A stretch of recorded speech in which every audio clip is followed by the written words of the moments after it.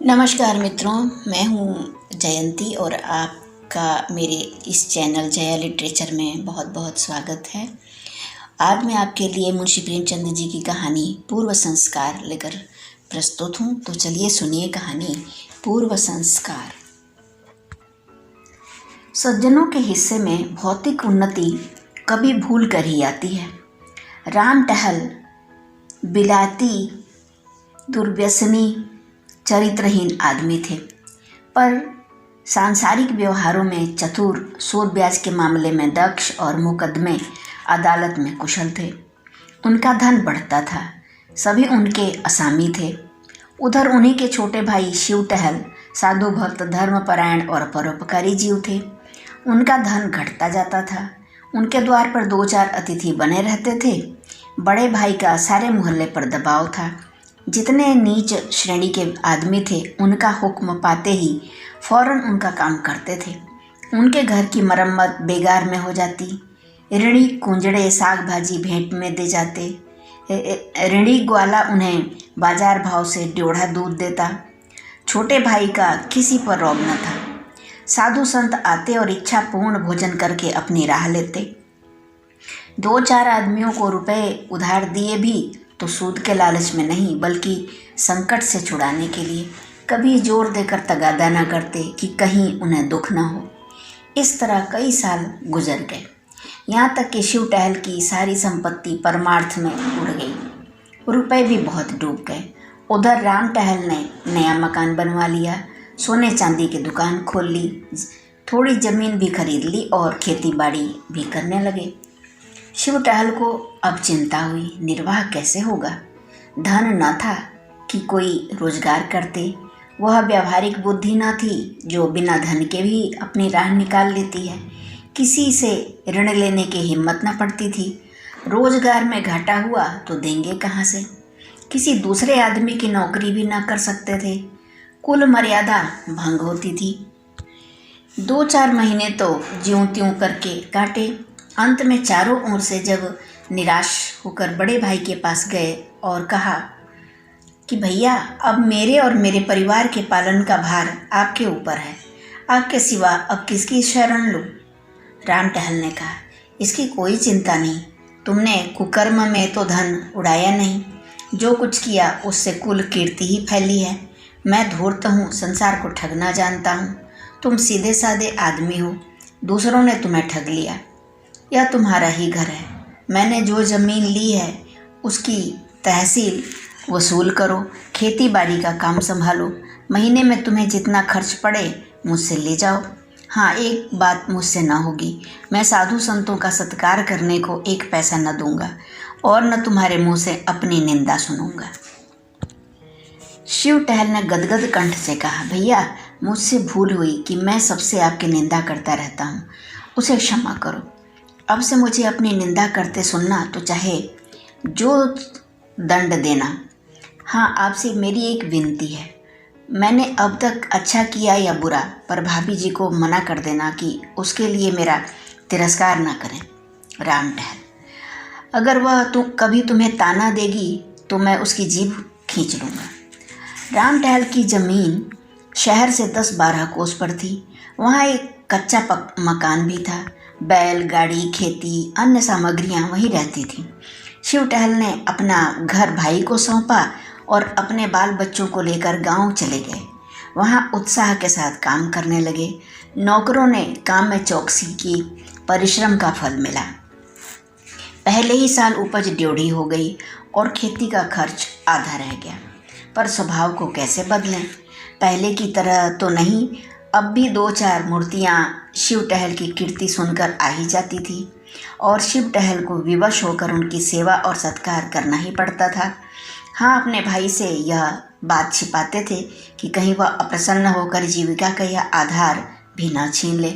फल यह होता कि उन्हें भाई से छिपाकर अनाज, भूसा, खली आदि बेचना पड़ता।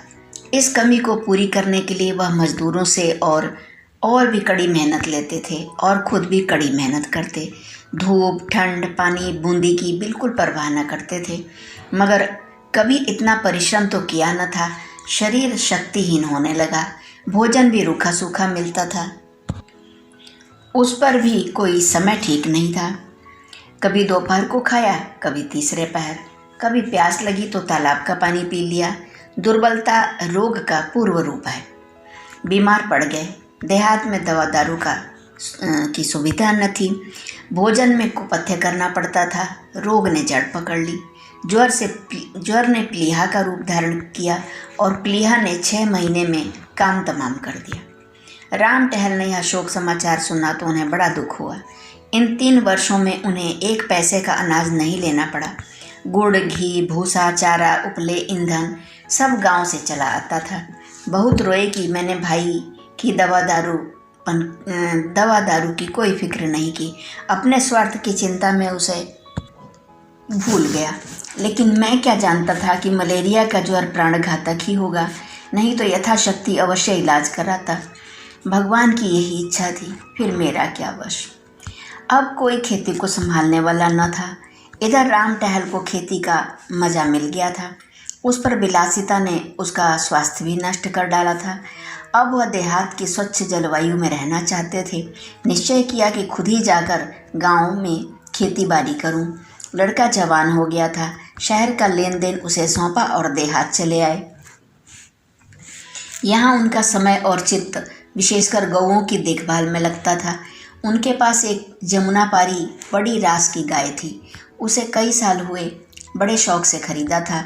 दूध देती थी और सीधी इतनी कभी बच्चा भी सींग पकड़ ले तो ना बोलती। वह इन दिनों गाभिन थी। उसे बहुत प्यार करते थे। शाम सवेरे उसकी पीठ सहलाते, अपने हाथों से अनाज खिलाते। कई आदमी उनके ड्योढ़ी दाम देते थे, पर राम टहल ने न बेची।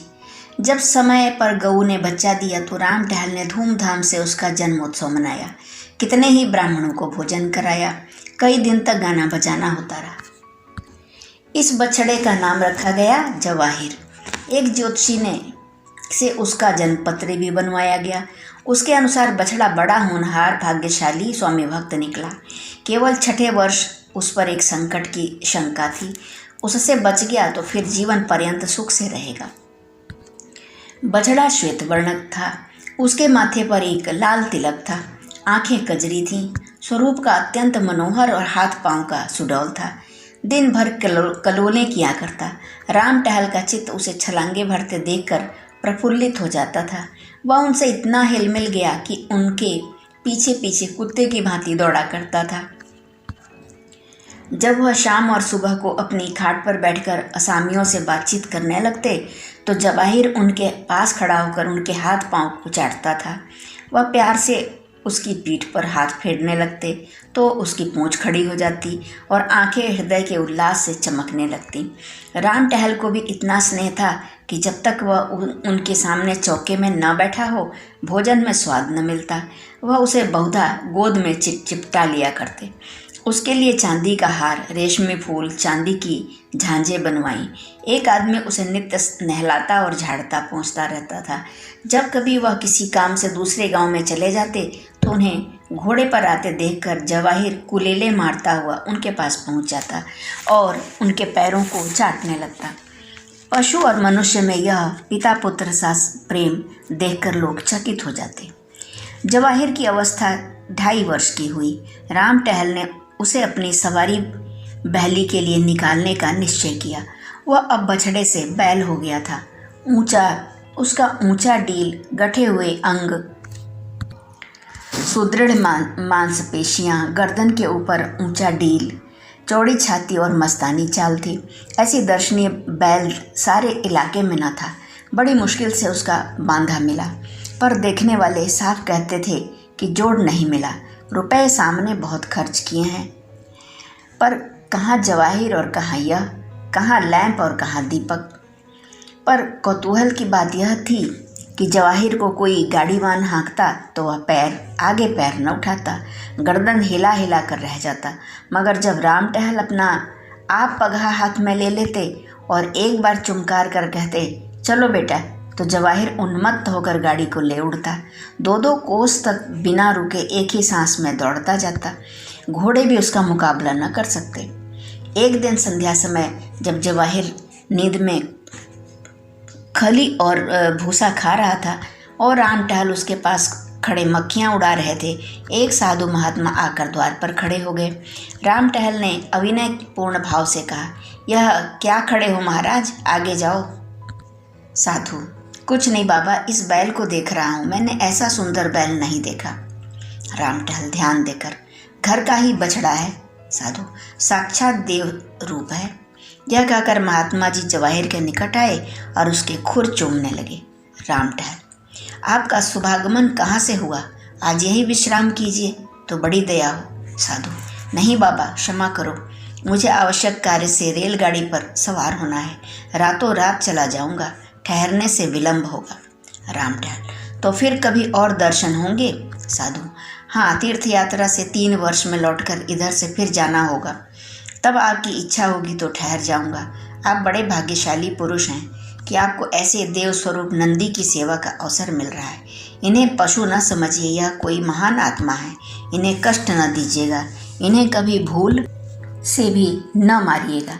यह कहकर साधु ने फिर जवाहिर के चरणों पर शीश नवाया और चले गए। उस दिन से जवाहिर की और भी खातिर होने लगी। वह पशु से देवता हो गया। राम टहल उसे पहले रसोई के सब पदार्थ खिलाकर तब आप भोजन करते, प्रातःकाल उठकर उसके दर्शन करते, यहाँ तक कि वह उसे अपनी बहली में भी न जोतना चाहते। लेकिन जब उनको कहीं जाना होता और बहली बाहर निकाली जाती तो जवाहिर उसमें जुतने के लिए इतना अधीर और उत्कंठित हो जाता, सिर हिला हिलाकर इस तरह अपनी उत्सुकता प्रकट करता कि राम टहल को विवश होकर उसे जोतना पड़ता। तो एक बार वह दूसरी जोड़ी जोत कर चले तो जवाहिर को इतना दुख हुआ कि उसने दिन भर नाद में मुँह ही नहीं डाला। इसलिए अब बिना किसी विशेष कार्य के कहीं जाते ही न थे। उनकी श्रद्धा देखकर गांव के अन्य लोगों ने भी जवाहिर को अब ग्रास देना शुरू किया। सुबह उसके दर्शन करने तो प्रायः सभी आ जाते थे। इस प्रकार 3 साल और बीते। जवाहिर को 6ठा वर्ष लगा। राम टहल को ज्योतिषी की बात याद थी। भय हुआ कहीं उसकी भविष्यवाणी सत्य न हो। पशु चिकित्सा की पुस्तकें मंगाकर पढ़ी, पशु चिकित्सक से मिले और कई औषधियाँ लाकर रखी। जवाहिर को टीका लगवा दिया, कहीं नौकर उसे खराब चारा या गंदा पानी न खिला पिला दे। इस आशंका से वह अपने हाथों से उसे खोलने बांधने लगे। पशुशाला का फर्श पक्का कर दिया जिसमें कोई कीड़ा मकोड़ा न छिप सके। उसे नित्य प्रति खूब धुलवाते भी थे। संध्या हो गई। राम टहल नाद के पास खड़े जवाहिर को खिला रहे थे। इतने में सहसा वही साधु महात्मा आ निकले जिन्होंने आज से 3 वर्ष पहले दर्शन दिए थे। राम टहल उन्हें देखते ही पहचान गए। जाकर दंडवत की कुशल समाचार पूछे और उनके भोजन का प्रबंध करने लगे। इतने में अकस्मात जवाहिर ने जोर से डकार ली और धम्म से भूमि पर गिर पड़ा। राम टहल दौड़े हुए उसके पास आए। उसकी आंखें पथरा रही थीं। पहले एक स्नेहपूर्ण दृष्टि उन पर डाली और चित्त हो गया। राम टहल घबराए हुए घर से दवाएं लाने दौड़े। कुछ समझ में न आया कि खड़े खड़े इसे क्या हो गया। जब वह घर से दवाइयाँ लेकर निकले तब जवाहिर का अंत हो चुका था। राम टहल शायद अपने छोटे भाई की मृत्यु पर भी इतने शोकातुर न हुए होंगे। वह बार बार लोगों के रोकने पर भी दौड़ दौड़ कर जवाहिर के शव के पास जाते और उससे लिपट कर रोते।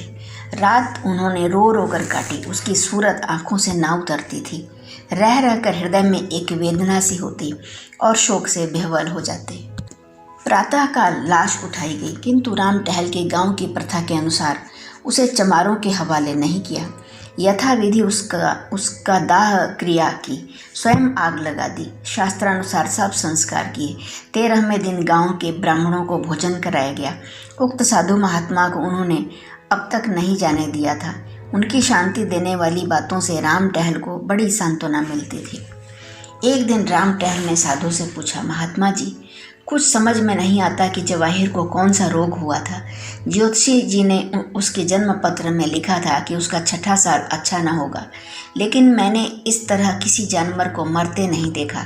आप तो योगी हैं, यह रहस्य कुछ आपकी समझ में आता है? साधु, हाँ, कुछ थोड़ा थोड़ा समझता हूँ। राम टहल, कुछ मुझे भी बताइए, चित्त को धैर्य नहीं आता। साधु, वह उस जन्म का कोई सच्चरित्र साधु भक्त परोपकारी जीव था। उसने अपनी सारी संपत्ति धर्म कर्मों में उड़ा दी थी। आपके संबंधियों में ऐसा कोई सज्जन था? रामटहल: हाँ महाराज, था। साधु: उसने तुम्हें धोखा दिया, तुमसे विश्वासघात किया? तुमने उससे विश्वासघात किया? तुमने उसे अपना कोई काम सौंपा था? वह तुम्हारी आंख बचाकर तुम्हारे धन से साधुजनों की सेवा सत्कार किया करता था। रामटहल: मुझे उस पर इतना संदेह नहीं होता।